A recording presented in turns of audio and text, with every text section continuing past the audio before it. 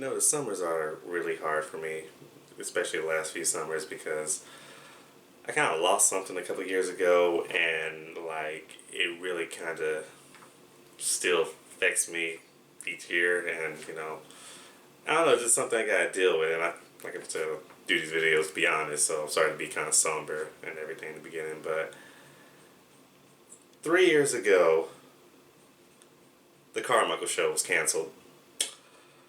The Carmichael Show was one of my favorite modern black sitcoms, and I felt like they could really hit their stride in season 4.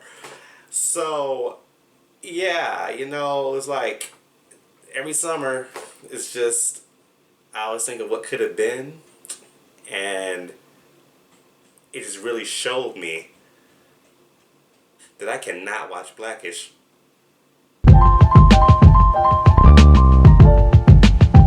Cancel culture. Okay, so I actually tried to do this video back in November, but I just couldn't get the flow right, and also it's I know the 7 people that watch these videos expect a certain quality of a high standard, so yeah, I just kind of threw it away and just said, it'll come to me when it comes to me. And now, since 2020 has been the year of everything getting canceled, from movies, sporting events, and people, it's I think I got the inspiration I need to get this thing done. For those of you who don't know, cancel culture is basically when people go back into seeing what you did in the past and what sins you committed and are brought to the forefront of today, so you can take accountability for them and atone for your sins, basically. And it's really got traction back when 2017, when all the Me Too movement started happening. And we saw a lot of people in Hollywood who were higher ups, actors, producers, and even musicians, and a bunch of rich people who were still in the spotlight, but behind the scenes they were doing some very sleazy and criminal actions. And it was cool at first, because we found out a lot of these heinous people have just been living well, even though they did terrible things to women in the past. And we shut it down, and it was good. It had a purpose for what it was doing. But when you look at it now, cancel culture has really changed, everything that started off good to bad, into more of a petty type dealing. It's gotten to the point where now everything that you said or did back in the day that isn't deemed culturally appropriate now can set people up to, have a really a bad week on Twitter, because that's really all it is. And the thing that made me want to talk about cancel culture back in November was when Obama released this video where he kind of basically addressed the whole idea of what it is on social media. I do get a sense sometimes now among certain young people, and this is accelerated by social media, there is this sense sometimes of the way of me making change is to be as judgmental as possible about other people. And that's enough. If I tweet or hashtag about how you didn't do something right or used the wrong verb, then I can sit back and feel pretty good about myself, because man, you see how woke I was? I called you out. And he's got a point, because cancel culture now is basically digging to find something that somebody did wrong in order to make yourself feel good about yourself. Like last year, everybody knows Kevin Hart was supposed to host the Oscars, but didn't, because, he said some comments back in 2009 on Twitter where he said that he would hit his son upside the head with a dollhouse if he ever told him that he was gay. The key word there was 2009. 10 years ago from last year, and also the same year The Hangover came out, which probably couldn't even really come out today with no controversy, even though the director keeps reminding us of it when he really doesn't have to, but I digress. A lot can happen to a person's character, and a lot can change within how they see the world within 10 years. The only time I don't think people really change 10 years is if 10 years ago they were 70. Well, hell, even 60, because when you get 60, it's kind of hey, I made it this far, so what's the point? And you see cases like Kevin Hart getting canceled. You see cases like Dave Chappelle always getting chastised for, his transsexual jokes, when Dave Chappelle has made it known that he really jokes on everybody, and, he's a comedian. And one of the most recent cases would be like Jimmy Fallon apologizing for a skit he did back on when he was on SNL. So what Jimmy Fallon got in trouble with was when he impersonated Chris Rock, and with the whole shebang of the black, darker skin tone, hair, beard piece, and everything. Like, they actually made him up to look like Chris Rock. So yeah, they went all the way on that. But there was no controversy back then, because this was all the way back in 2000. And Jimmy Fallon's apologizing for it today.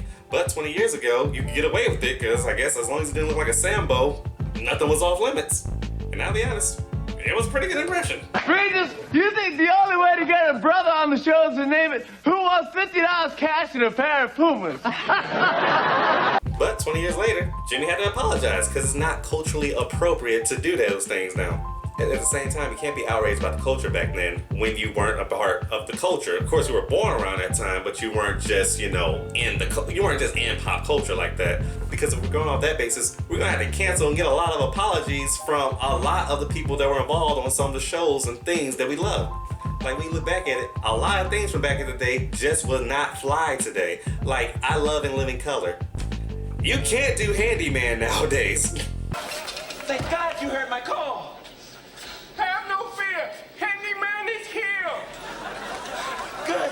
White Chicks has been considered a classic this day and age, but if we going off the basis of it, White Chicks has an issue, and it's not even, with Marlon and Sean dressing up as white women. It's scenes like this.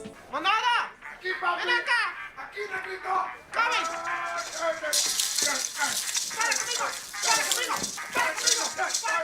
Then we got Eddie Murphy and Norbit. Say, one day I find a girl in my dreams, and then you marry a gorilla. I joke.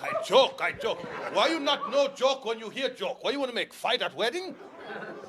Cool out for you to bust somebody's ass in here. Okay. Of course, Eddie Murphy just gotta apologize for Norbit altogether, because Norbit was trash, man.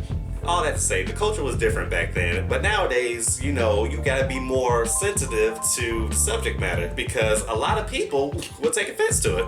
Well, on top of that, we live in a time now where everybody seeks to be validated for something. Like, just because your tweet gets 30,000 retweets does not mean you're right. Because at the end of the day, what are you really achieving with canceling things with no purpose?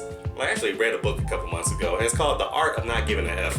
And in this book, there's a quote that really kind of capitalizes on, just where we are as a people now. In it says, people get addicted to feeling offended all the time because it gives them a high. Being self-righteous and morally superior feels good. And that's really true, because a lot of people feel the need to dig up something on somebody or, just say things about people in order to just make them feel like, look at, like Obama said, look how woke I am.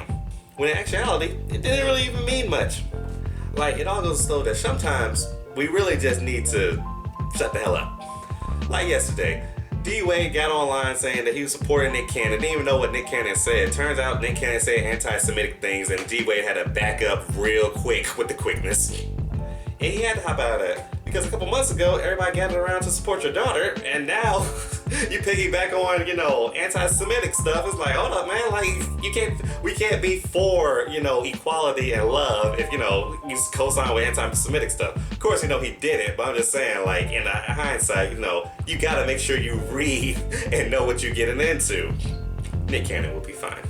But it just goes to show that people have their ignorant moments, people have their blind sides to cultures, because nobody is well versed on everything. You don't just know everything. The moral story is things that aren't socially acceptable today were once acceptable in a past time, but you just can't cancel everything. And people need to stop trying to cancel Robert Downey Jr., because that man went from Iron Man in May to playing an Australian dude, playing a black dude in August. Iron Man to go. I'm sick of this koala hugging nigga telling me.